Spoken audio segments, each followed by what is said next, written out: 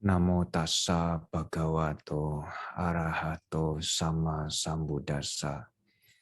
Namo tassa bhagavato arahato sama sambuddhassa. Namo tassa bhagavato arahato sama sambuddhassa. Sududasang sunipunang yatha kamani patinang citang raketha medawi citang. Kutang sukawahang. Pikiran sangat sulit untuk dilihat, amat lembut dan halus. Pikiran bergerak sesuka hatinya. Orang bijaksana selalu menjaga pikirannya. Seseorang yang menjaga pikirannya akan berbahagia. Sotihotu Namo Buddhaya.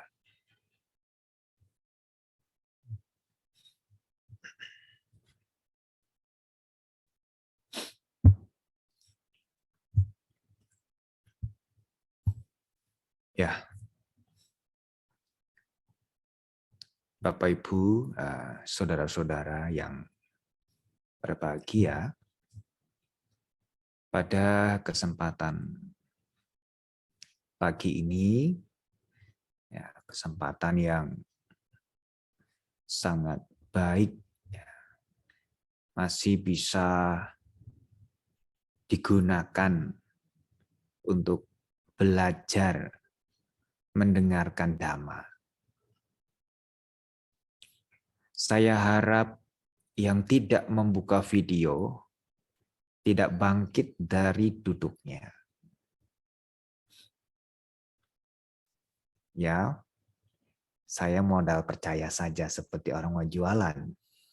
Saya percayalah sama Bapak, pasti Bapak bayar nanti sama saya. Berapapun cuan bolehlah. Sama seperti Anda yang tutup video, harusnya sih wajib dibuka. Tapi karena ini, saya ceramah di balik tembok kalau begitu.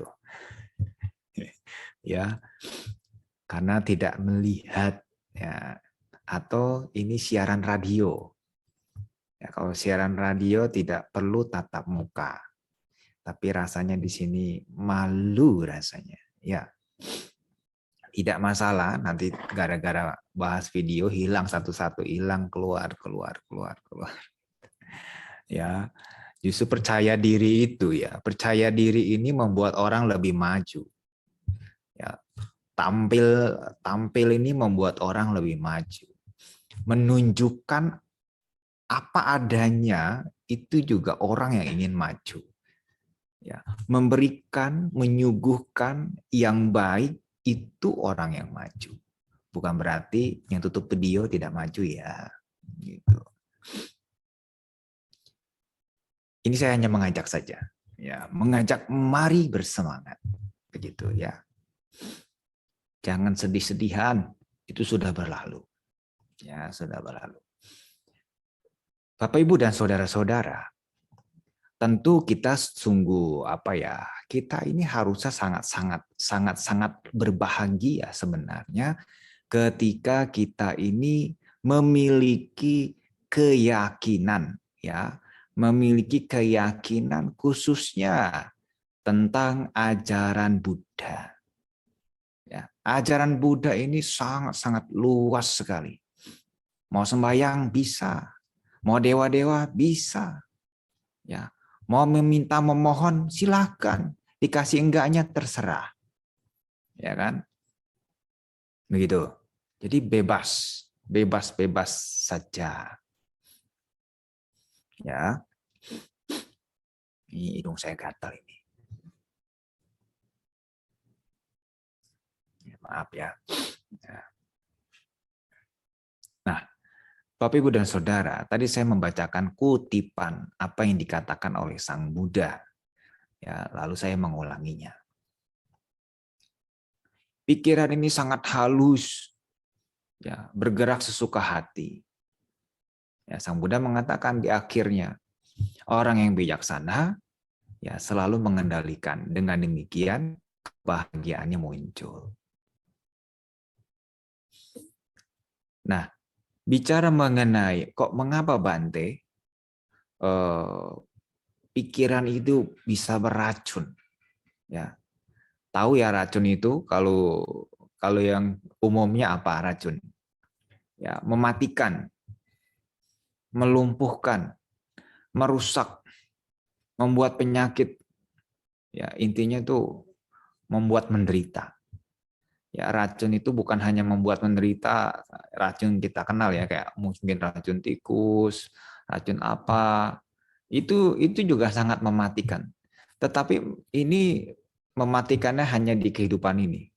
Tapi kalau pikiran yang beracun, ya ini bukan hanya meracuni dirinya sendiri. Ini bisa meracuni yang di luar. Ya, pikiran ini bisa beracun, bisa membahayakan. Sang Buddha pernah mengatakan tidak ada yang jauh lebih berbahaya daripada pikiran. Ya, harimau, wah serem Bante harimau. Kalau digigit kita bisa mati, gitu ya.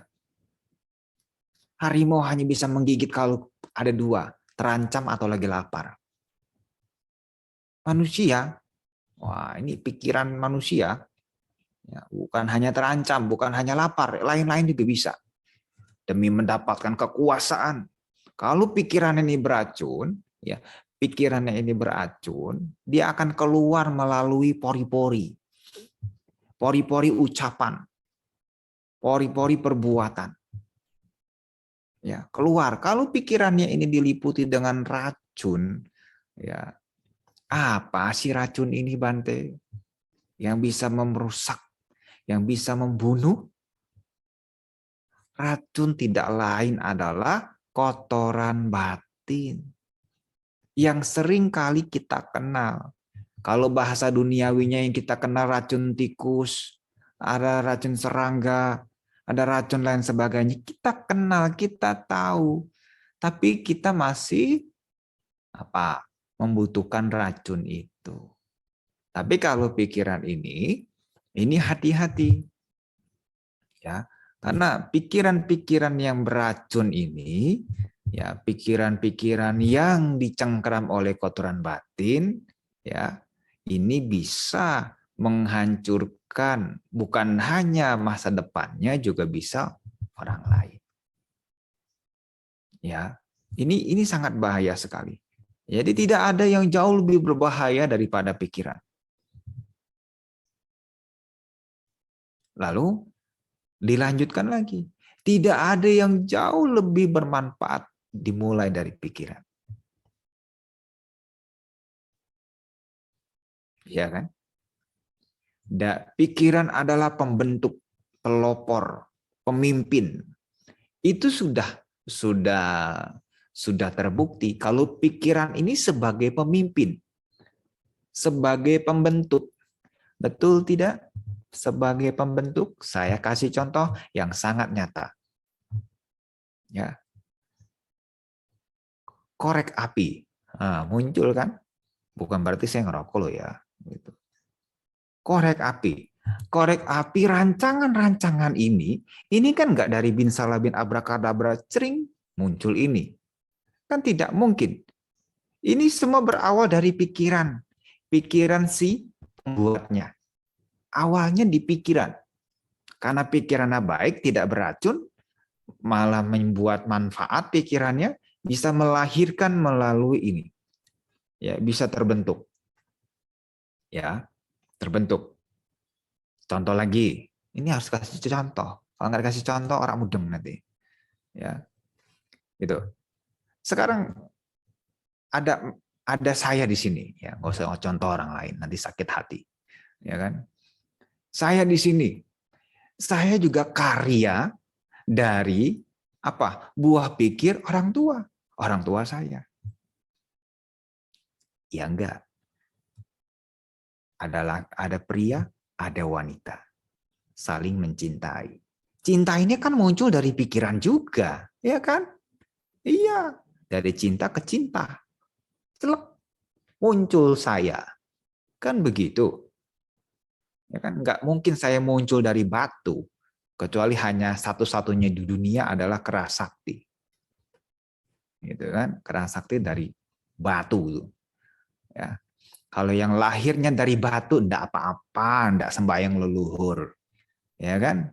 Enggak apa-apa. Tapi kalau lahirnya dari ayah dan ibu, ini sudah wajib pelimpahan jasa. Ya, sudah wajib. Kenapa? Karena kita muncul dari ayah dan ibu. Tidak muncul dari batu. Ya, apa muncul dari ini? Kerang, gitu ya, kayak Jino Ojini gitu. Gitu ya, muncul dari kerang, muncul sendiri gitu kan? Enggak mungkin. Ada sebabnya. Ya, kita tidak membahas patidana ya. Pikiran. Itulah. Ya, jadi pikiran ini pembentuk, pikiran ini pelopor. Anda ada duduk di sini, ya kan? Anda duduk di sini semua nih, di Zoom, ya di Zoom. Itu juga karena pikiran yang memerintahkan, ya Anda ada di Zoom. Yang menutup video ini masing-masing karena pikiran. Kalau pikiran sudah bilang aku sih yes, langsung on videonya kan. Aku sih no, berarti videonya congkreng gitu ya. Nanti jangan ngomongin video dong, aku izin. Ya kan? Ya ngapain izin, itu kan hanya suara saja. Masa menderita karena suara? Oke, lanjut. Ya. Jadi pikiran ini memang membentuk segala-galanya. Ya. Semuanya yang bisa dibentuk oleh pikiran bisa-bisa aja. Bahkan Cina bisa bikin matahari. Mau matahari keberapa? Kan gitu. Katanya kalau agama Buddha nanti ada matahari keberapa. Ini Cina bisa aja nanti bisa bikin matahari 10. Ya kan? Itu karena dari pikiran. Ya, pikiran. Ini memang pikiran ini bisa membantu, bisa juga menjatuhkan. Contohnya apa? Iya, ya, pikiran-pikiran ini mampu membuat nuklir, membuat bom, membuat alustista, katanya begitu ya. Susah bahasanya. Ya kan gitu. Tank berlapis baja, bla bla bla, ya kan. Ini untuk saling menghancurkan. Ini pikiran-pikiran yang ini yang ternoda-ternoda ini selalu ada inisiatif ingin menghancurkan. Karena kenapa? Memang pikirannya sudah beracun. Ya, seperti Anda ketahui, racun itu selalu akan membuat dampak yang negatif. Selalu begitu. Ya, sungainya tercemar oleh racun limbah. Ikan pada mati. Nah, begitu. Oh, satu di desa itu ya, ada yang namanya ini loh, ada yang namanya belalang gitu kan. Nah, belalang ini suka bikin masalah ini sekampung ini. Jadi lu racun-racunnya sudah mulai menyebar. Nah, ini berawal dari pikiran, ya. Pikiran itu bisa apa saja, ya. Bisa apa saja. Ya makanya ini resikonya adalah bisa beracun juga. Ya, kalau Anda sulit tidur, nah berarti Anda sedang diracuni pikiran. Ya, sulit tidur, mudah emosi, ini sudah tanda-tanda ini, tanda-tanda keracunan, ya kan? Belum belum belum dapat apa namanya, kalau bahasa dunianya mati karena racun gitu kan. Ini baru keracunan. Kalau keracunan itu masih bisa disembuhkan biasanya gitu ya. Oh dia keracunan sabun, oh dia keracunan obat gitu kan. Oh dia keracunan cinta, nggak ada itu ya. Oh ada mungkin mabuk cinta gitu ya. Oh, mabuk cinta, bangku aja dibilang apa gitu kan. Sampai apa? Genteng dijual, kulkas dijual, mobil dijual, TV dijual, itu mabuk cinta. Itu termasuk sih racun-racun pikiran juga itu ya, sampai berani nekat itu, apalagi sampai membunuh, melukai, Nah, ini racunnya sudah mulai bekerja. Ya, racunnya bekerja. Nah, saudara-saudara, ini penting buat kita memahami bahwa pikiran memang bisa beracun. Ya, bisa beracun. Sejatinya memang pikiran itu netral, tetapi di sini bisa beracun. Dan pikiran juga bisa menjadi penawar. Ya kan? Pikiran ini bisa menjadi penawar. Pikiran juga bisa menjadi racun. Pikiran menyakiti pikirannya sendiri.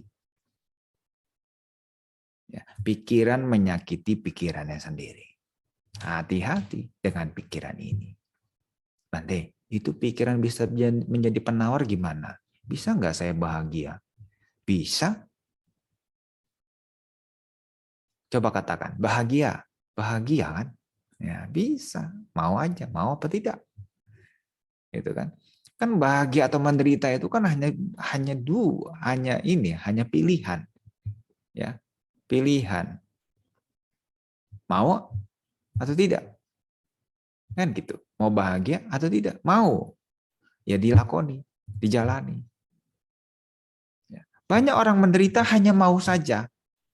Mau jalan keluarnya selesai, mau begini, mau begitu, tapi tidak ditekuni.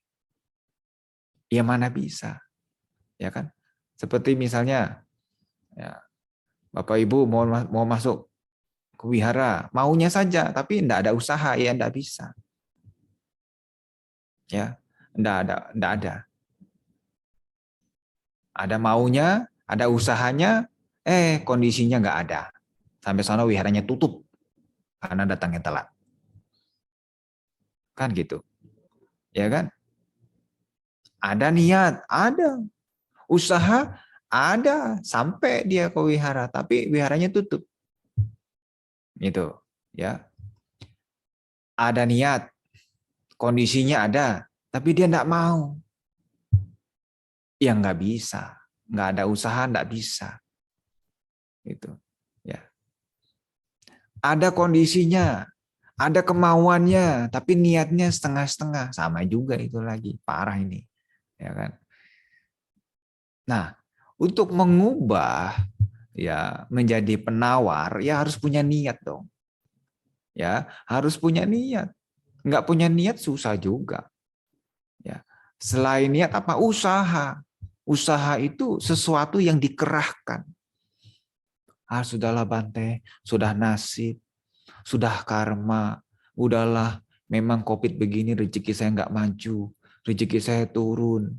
Sudahlah Bante, saya pasrah. Ya sudahlah Bante, saya jodohnya enggak usah saya pikirkan, saya pasrah saja. Nggak apa-apa, saya dihina-hina, pasrah saja. Ya harus ada usaha. Usaha apa? Macam-macam. Usaha memperbaiki, usaha mengurangi keburukan, ya kan? Usaha menambah kebajikan. Ini kan juga usaha.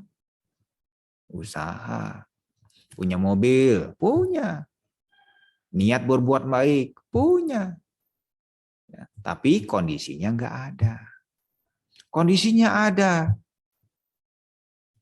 Hartanya punya. Niatnya yang nggak ada. Susah juga ini. Ya kan? Susah. Ada lagi komplit. Ya kan? Niatnya nggak ada. Hartanya ada, kondisinya ada, begitu. Ya, jadi bagaimana ini? Ya. Tapi dan saudara-saudara, itulah mengapa ya Sang Buddha mencapai kesucian dari apa? Dari terbebasnya batin ya yang dicengkram oleh kotoran batin. Jadi terbebas dari cengkraman kotoran batin. Kotoran batin ini seperti racun. Ya, racun. Racun yang bisa keluar melalui ucapan, keluar melalui perbuatan.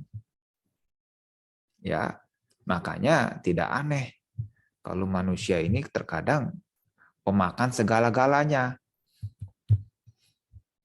Ya kan? Pemakan segala-galanya. Daun singkong dimakan, daun ubi dimakan. Kan begitu. Daun apa lagi? Ya, daun pisang dimakan. Nggak dimakan apa? Daun pintu. Kan begitu. Daun pintu nggak dimakan. Kaki semua dimakan. Ya kan? Kaki apa? Segala macam ada itu. Kaki sapi. Ya. Kaki kambing. Sampai buntut juga dimakan. Nah, coba itu. Ya, yang nggak dimakan kaki meja. Gitu. Ya, kaki meja. Ya, harimau itu masih suka disisain kalau makan. Ya kan, tulangnya disisain. Ya, kalau manusia di presto. Ya kan. Tulang-tulang itu di presto. Kalau bisa semua masuk ya. Sungguh menyeramkan. Ya, sungguh menyeramkan. Apalagi belum lagi kita mendengar berita-berita. Ya, manusia dimutilasi. Ya, bukan hanya ayam. Bukan hanya makhluk lain. Manusia juga dimutilasi. Ini pikiran yang sudah beracun. Ya, ini bahaya, bahaya, bahaya, bahaya. Bagaimana penawarnya Bante? Penawarnya dari pikiran juga. Ya, penawarnya dari pikiran juga. Ini bahaya. Ya, bahaya sekali. Pikiran ini kalau dibiarkan bahaya sekali. Ya, jangankan makhluk, benda yang tidak bergerak juga dijahatin oleh pikiran yang beracun. Barang siapa diambil. Barang nggak salah apa-apa ditendang. Pintu nggak salah apa-apa dibuka, ya, dirusak, ya kan gitu. Pintu nggak kemana-mana dari tahun ke tahun cuma di situ aja, tapi diomelin pintunya itu, ya kan. Inilah pikiran yang beracun ini suka membabi buta, ya kan. Gunung lagi diem-diem dibilang apalah, ini gunung ini ada setannya ini. Kalau masuk situ pasti begini, kalau masuk situ pasti begini, gitu kan.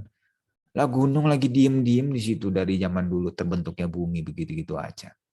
Nah inilah, pikiran ini suka membabi buta, suka menyalah-nyalahkan.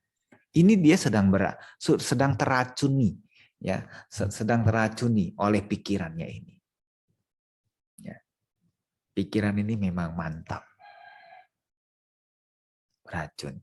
Bisa membuat racun, karena pikirannya beracun. Kalau pikiran tidak beracun, dia nggak bisa buat racun. Ya kan? Kalau pikirannya tidak beracun, dia juga sulit untuk melukai orang lain dengan ucapannya, dengan perbuatannya. Itu ya. Hati-hati dengan pikiran ini. Pikiran juga bisa mendatangkan cuan. Nah, ya kan ini tadi ngomongin buruk-buruk terus, ya kan. Cuan juga bisa. Ya, manika, manika, manika, manika, manika, manika. Ya, ini kan pikiran juga toh. Manika, manika, manika, manika. Bukan menikam ya. Uang datang, uang datang, uang datang, uang datang. Ya nggak apa-apa dong, namanya perumah tangga begitu. Ya nggak, kan jualan toh. Masa uangnya jauh, uang jauh, uang jauh, uang jauh. Nggak mungkin kan uang jauh, uang jauh. Ya kan? Uang datang, uang datang. Ini masih mending lah pikiran yang itu juga pikiran yang positif dalam hal duniawi ya. Begitu. Itu juga diawali dengan pikiran. Toko lagi sepi, nggak usah pesimis. Yang nggak usah pesimis. Kalau pesimis sedang sakit, ya pikirannya sedang sakit. Orang-orang pesimis ini orang yang sakit, pikirannya sakit, gitu ya. Orang yang sedih juga sama, itu sakit, ya sedih, itu sakit. Ya. Entah karena sedih kehilangan, entah sedih karena apa, ya sedih karena sakit, ya kan gitu. Jadi ini pikiran itu macam-macam. Bisa jadi penawar. Ya, pernah ada dilus-lus ya sama orang tua, nah kamu yang sabar ya. Nah, ini pikiran bisa membuat penawar bagi orang lain juga. Ya, nah kamu hati-hati ya. Kalau sekolah kamu belajar gini-gini. Ini dari pikiran. Ya, pikiran bisa menjadi penawar, penawar kesedihan bagi orang lain. Ya, jangan menjadi racun untuk orang lain. Kan pikiran tuh sulit dilihat. hanya bisa diraba dari ucapan sama perbuatan. Ya, orang diem, senyum-senyum, nggak taunya sinis kan gitu. Sudah kuduga, gitu kan, muka-muka sinis gitu. Ya, itu sedang beracun. Ya, ciri-ciri orang sedang keracunan pikiran tuh nggak tenang, gelisah, ya, galau, tidak tentram, mudah emosi, mudah marah, mudah benci, mudah sakit hati, ya kan? Itu sedang keracunan. Ya, keracunan oleh pikirannya sendiri, bukan dari luar. Ya, bukan dari luar. Tidak ada yang salah dengan nasi uduk, tidak ada yang salah dengan bakso, tidak ada yang salah dengan mobil Mercy. Semua yang di luar itu netral. Ya, yang tidak netral itu pikirannya yang sedang beracun, gampang dibutakan. Jadi mata kita ini gampang dibutakan. Ya, orang itu baik tetap dianggap salah. Orang itu salah tetap dianggap baik. Ya, ini tidak bisa. Jadi batinnya ini tidak jernih, ya, tidak jernih. Ya, pikiran-pikiran yang sakit ini tidak jernih. Ya, pernah sakit ya? Kalau demam, panas tinggi, sakit gigi, itu pasti pikirannya mengembara tuh. Ya, apalagi sakitnya parah, jangan-jangan saya mati dah ini, mati dah ini. Aduh, mati dah ini, gitu kan. Nah, itu pikiran-pikiran yang buruk itu. Ya, pikiran-pikiran yang buruk akan memperburuk penyakitnya. Begitu ya. Nah, bagaimana Bante cara kita memunculkan pikiran supaya menjadi penawarnya? Ya, rajin-rajinlah Bapak Ibu untuk latihan bermeditasi. Sekarang banyak sekali ya tempat-tempat latihan meditasi, ada di YouTube, ada di wihara. Ya, kalau kesempatan itu ada, ambil. Ya, kesempatan itu muncul, ambil. Jangan sampai kita kehilangan kesempatan. Ya kan? Ambil, ikuti. Ini salah satu sedang memperkokoh batin. Agar batinnya ini bisa menjadi penawar. Penawar untuk diri sendiri, juga penawar untuk duka lara orang lain. Kalau kita lagi sedih, sadari, oh ya, tidak kekal. Semangat lagi. Tapi kalau misalnya pikiran ini ya beracun, ya sudah. Yang ada apa? Yang ada menyalahkan diri sendiri, menyudutkan diri sendiri, apalagi pesimis, udah terus-terusan seperti itu, menyalahkan diri sendiri. Ya, tapi kalau pikiran ini menjadi penawar, ketika lagi sedih, ketika lagi galau, dia mudah bangkit. Ya, mudah bangkit. Tidak mudah terpuruk. Ya, semua orang juga sama, mengalami suka duka atau lebih banyak dukanya. Semua orang mengalaminya.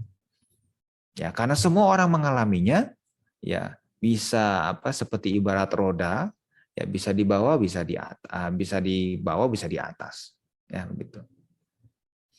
Berputar, tidak ada yang abadi. Ya, kalau kita sedang menderita, sadari, oh saya sedang menderita. Ya, supaya apa? Supaya kita menjadikan pikiran ini sebagai penawar, supaya kita tidak larut di dalam penderitaan atau musibah yang datang. Ya, musibah yang datang. Itulah yang perlu kita pahami ya. Yang pertama, pikiran ini bisa beracun. Dan racun ini bisa membahayakan bagi kehidupan kita saat ini maupun kehidupan kita selanjutnya. Karena pikiran ini terus berproses. Hanya tubuh ini yang sebatas kehidupan ini saja. Tapi kalau pikiran ini terus berproses. Kalau pikirannya penuh dengan noda atau penuh dengan noda racun, maka itu akan terus berlanjut. Nanti kalau jadi binatang, binatangnya binatang jahat. Ya kan? Kalau jadi dewa, dewanya dewa yang usil. Ya kan? Kalau dalam agama Buddha kan ada dewa-dewa yang usil kan. Gitu. Dewa-dewa yang tingkat tinggi lain lagi. Ya, lain lagi itu. cool, bawaannya cool gitu ya. Cool, berwibawa gitu. Ya itu sesuai dengan pikirannya sendiri. Ya, pikirannya sendiri. Kalau jadi hantu, jadi peta. Nah, ini petanya peta usil. Sukanya perang sama bangsa yang lain, bangsa jin katanya gitu ya. Perang. Ya karena memang batinnya masih belum berubah. Jadi di kehidupan ini, di kehidupan manusia ini, kita masih banyak kesempatan untuk merubah diri, yaitu pikiran. Kita masih bisa, tidak ada kata terlambat. Kita masih bisa mengubah sifat-sifat kita yang buruk. Kita masih bisa mengubah sifat-sifat kita yang pemarah. Kita masih bisa mengubah sifat-sifat kita yang tidak sabar. Bisa semuanya. Asalkan mau, ada usahanya, ada kondisinya. Bisa. Jangan menyerah. Kita belum tentu nanti lahir lagi menjadi manusia yang kenal dengan ajaran Dharma. Belum tentu. Kenapa Bante kok yakin sekali belum tentu? Iya. Siapa di sini yang suka meditasi? Dengan penuh keyakinan terhadap Sang Buddha. Pagi dan malam setiap hari sepanjang hidup. Nah itu dulu. Sama sila. Bertekad setiap pagi. Bertekad memperbaharui sila. Bertekad lagi. Itu dulu siapa yang suka begitu. Berarti ini bisa ketemu lagi dengan ajaran Buddha. Ya kalau ke wiharanya masih diingetin, dibrokesin, baru datang, ya itu susah ini. Ya keyakinannya masih keyakinan angin-anginan gitu. Ya angin-anginan. Ya nggak apa-apa kan Bante. Yang penting kan berbuat baik. Ini lain ya. Berbuat baik ya. Nah, tapi ini berkeyakinan terhadap Budanya ini. Ya, begitu. Kan Sang Buddha sudah mengatakan kalau ingin bertemu lagi, ya, keyakinannya harus kuat. Ya, keyakinannya harus kuat. Keyakinan terhadap Buddha. Apa sih yang diyakini dari Buddha? Dharma. Ya, Dharma Sukha. Nah, ya kan? Sukha Dharma. Nah, ini udah bagus nama wiharanya, Dharma Sukha. Ya, harusnya suka-suka damai ini semuanya nih. Ya. Begitu. Baik, sekiranya itu yang bisa saya sampaikan ya kepada Bapak Ibu semuanya. Ya, semoga kita semua maju ya selama kita masih berpijak ya, masih memiliki nafas ya, kita gunakan ya untuk memperbaiki sifat-sifat ya, apa yang kurang, apa yang belum, apa yang kurang baik ya ditambah, apa yang belum baik ya diperhatikan lagi. Apa sih yang belum baik? Apa yang buruk? Apa sih yang buruk di dalam diri kita ini? Ya disingkirkan. Ya, dengan apa? Ya dengan pengertian dharma yang kita miliki selama ini yang kita pelajari. Terima kasih perhatiannya. Semoga semua makhluk berbahagia. Pagi. Selamat pagi. Selamat pagi Bante, salam kenal. Bantenya kok nggak nampak ya? Ada, Bantenya ada. Iya, masih di sini. Oh, jadi yang saya nampak itu, oke, saya langsung saja. Bante, yang saya mau tanyakan, ini, tadi kan Bante ada ngomongin soal pikiran itu pelopor lah ya bagi semuanya. Jadi Bante tadi ada ngomong soal pikiran itu sangat muncul. Kalau yang saya tahu, saya pernah baca itu selalu muncul yang sangat banyak dalam sehari itu bisa 6.000 sampai 70.000 pikiran yang muncul. Mungkin Bante bisa kasih tahu bagaimana kita itu caranya menghadapi yang pikiran yang selalu muncul ini. Kalau muncul itu kita harus ngapain gitu? Kayak mana caranya biar kita bisa mengatasi pikiran-pikiran yang muncul itu? Terima kasih Bante. Ya, terima kasih. Mengatasi pikiran. Bahkan bukan hanya ribuan ya, kalau menurut penelitian sains itu mungkin tak terhitung munculnya pikiran itu, gitu kan. Nah, sebenarnya begini, kemunculan pikiran-pikiran ini yang muncul tenggelam ini kan sifatnya ada yang halus, kasar, sedang, sangat halus, mungkin super atom gitu. Ya. Nah, itu sangat halus ya maksudnya kemunculannya. Kenapa ketika bermeditasi dibandingkan dengan aktivitas. Kalau di dalam aktivitas kan pikiran-pikiran itu cenderungnya seperti dikit ya atau bisa dihitung gitu. Tapi ketika bermeditasi kalau lebih dalam lagi justru terkadang bagi sebagian orang itu muncul ya gitu. Itu muncul lebih banyak, lebih jelas bentuknya, lebih jelas. Sebenarnya satu sama, kembali kepada tujuannya, kemanfaatannya. Pikiran ini kan tidak bisa kita turuti satu-satu. Sangat-sangat nggak patut untuk dituruti satu-satu. Tetapi dari sekian banyak ya ingatan-ingatan itu, apabila itu baik, ya tentu hanya disadari saja. Yang baik saja disadari, apalagi yang buruk. Jadi apapun yang muncul berkembang, ya itu hanya disadari sebenarnya. Hanya saja di sini membutuhkan kebijaksanaan. Ya, kebijaksanaan. Kalau muncul ingin meditasi, ya boleh dijalani. Jangan ingin muncul ketika muncul ingin meditasi, nanti dulu deh, gitu ya kan. Muncul berbarengan nih. Muncul meditasi, muncul jalan-jalan. Nah, ini pilih yang mana ini? Pilih yang mana ini? Ini kan butuh kebijaksanaan juga, gitu kan. Nah, habis ini nanti muncul lagi gado-gado, dan muncul lagi besok mau ngapain, muncul lagi. Nah, dari sekian banyak kemunculannya ini pasti ada yang lebih dominan. Yang dominan ini baik atau buruk. Kalau buruk, tetap itu disadari saja. Kalau itu baik, yang lebih dominan, diikuti. Gitu. Jadi tetap pakai kebijaksanaannya masing-masing. Jadi kebijaksanaan ini dia mampu memilih mana yang bermanfaat, mana yang tidak. Ya, tidak semua pikiran itu membawa manfaat. Malah bikin pusing. Ya, nggak bisa tidur lagi. Kan gitu. Nggak bisa kerja lagi. Nggak bisa buka toko lagi. Nah, ya kan? Nah, kalau buka toko pikirannya rumit ya, susah nanti. Ya, harus kembalikan 100.000, kembalikinnya ceban, nah, ya kan gitu, karena pikiran ini bikin kacau. Nah, begitu Bu ya. Jadi solusinya tetap disadari, Ya, makasih namun banyak. menggunakan kebijaksanaan, gitu ya. Oke, makasih Bante. Ya. Terima kasih Bu Kumala Dewi. Baik, Bapak Ibu yang lain, apakah ada yang Bapak Ibu, apakah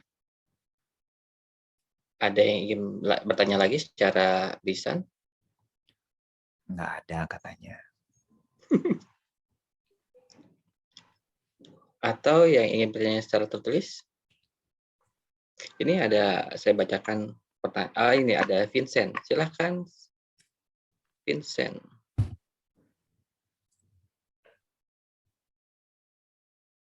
Silahkan, Vincent.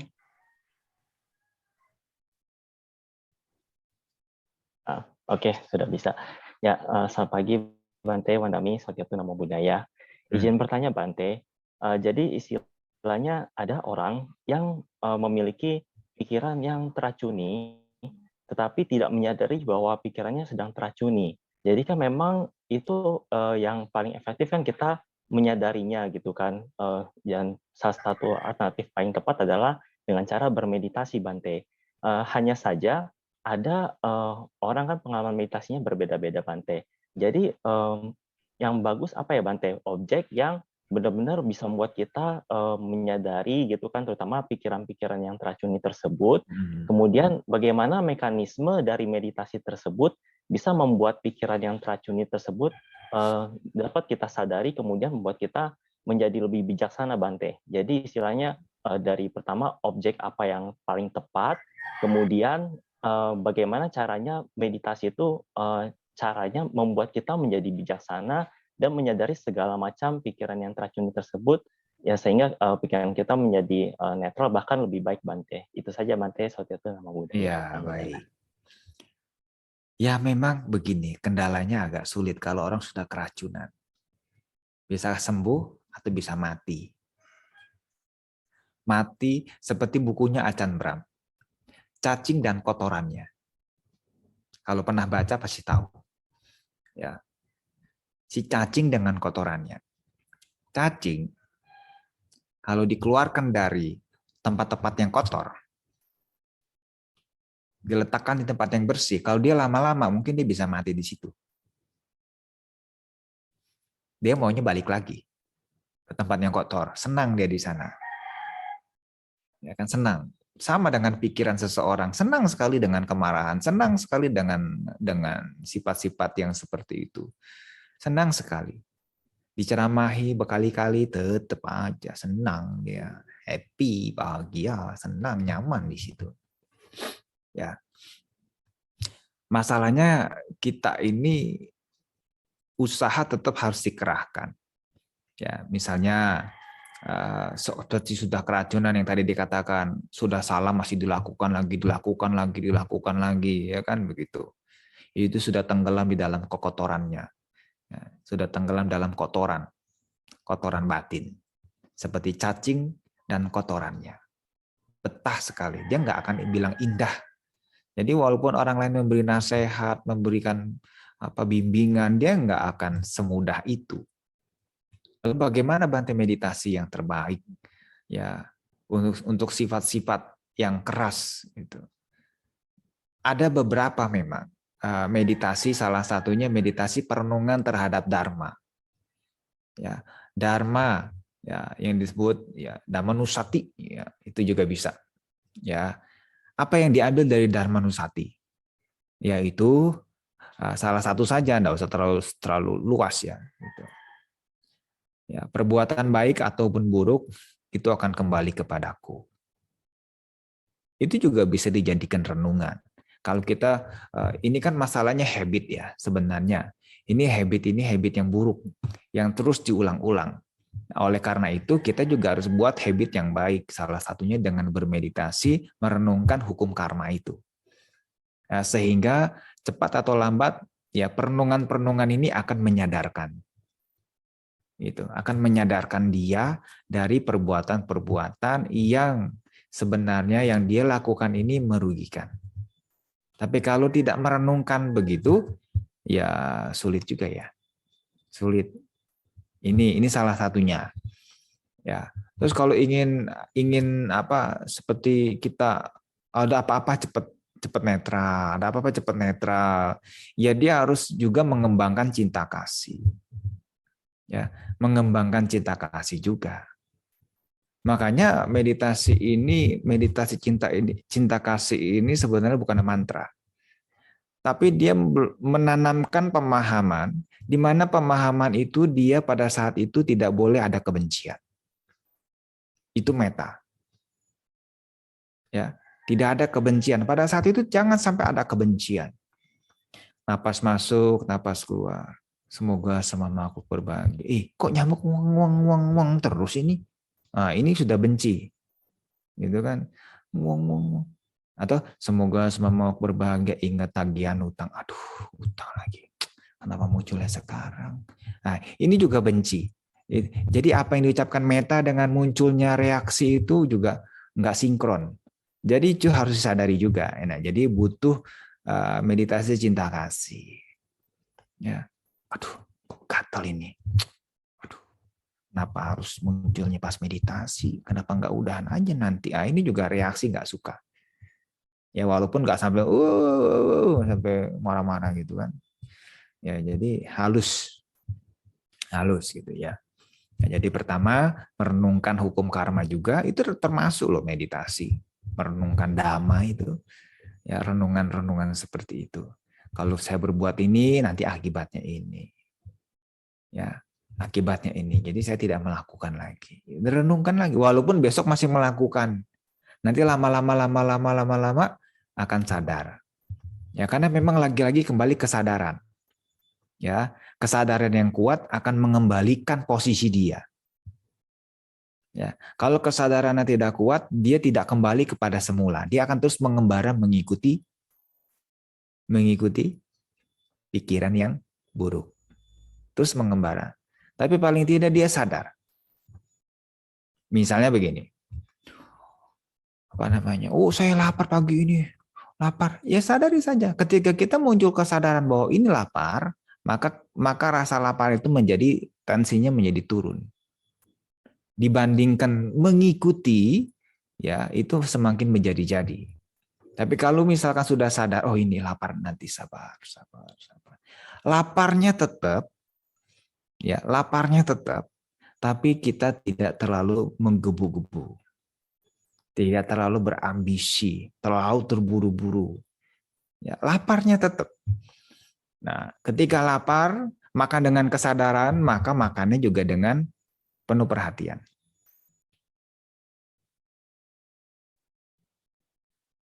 Kan gitu. Tapi kalau makannya itu dengan nafsu, ya tidak dengan kesadaran yang jernih, maka yang terjadi apa? Ya, kesadaran ini bersekutu dengan kebencian, dengan keserakahan. Wah, gak bisa. Pokoknya tadi kan saya sudah nahan lapar. Pokoknya sekarang makan yang banyak. Nah, nanti akhirnya apa? Perutnya sakit. Gitu. Ya, makannya tanpa perhatian. Ya, makannya justru kesadarannya didorong oleh keserakahan. Begitu ya. Nah, jadi meditasinya bisa merenungkan hukum karma. Kedua, bisa juga meditasi cinta kasih. Dan ketiga, bisa juga anapanasati pernapasan. Itu juga bisa. Ya. Begitu ya. Terima kasih. Terima kasih Bante Anumodana. Silakan Bapak Ibu yang ingin bertanya. Apakah ada lagi yang ingin bertanya, baik secara lisan maupun tertulis?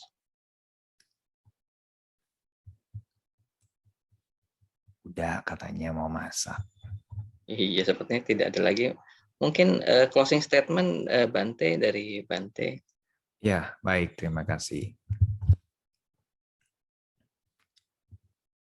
Ibarat air, sebelum munculnya banyak kehidupan manusia, air itu masih jernih sejatinya. Karena masih banyak muncul manusia, air itu sudah mulai tercemar. Ya, ada sih air yang tidak tercemar di puncak. Ya, di puncak. Kalau sudah di puncak kan orang sangat males ya untuk ke puncak gitu. Sama seperti pikiran ini, ya, semakin banyak keinginan akan semakin tercemar. Ya, semakin sedikit keinginan, ya tercemarnya berkurang. Ya, kalau satu keinginan memanjat gunung untuk melihat mata air itu lebih baik, karena tidak mungkin tanpa keinginan. Ya, tapi kalau keinginan terlalu banyak, ya seperti ya air sungai tadi, semakin banyak manusia, ya semakin tercemar. Ya, nah kalau ada yang tidak tercemar ya di atas gunung sana. Ya, sama seperti pikiran ini, semakin banyak keinginan akan semakin tercemar. Semakin sedikit keinginan, apalagi keinginannya yang bermutu. Ya, seperti melaksanakan sila, berbuat baik, bermeditasi, ini akan justru lebih menjernihkan pikiran. Maka pikirannya tidak terkontaminasi oleh kotoran-kotoran yang membawa racun, yaitu kilesa atau kotoran batin. Begitu ya. Ya, semoga Bapak Ibu selalu damai, selalu sejahtera, selalu harmoni. Ya, manfaatkan hidup dengan sebaik-baiknya hingga akhirnya kita selalu membawa nilai-nilai dharma dalam kehidupan ini. Terima kasih. Namo Buddhaya.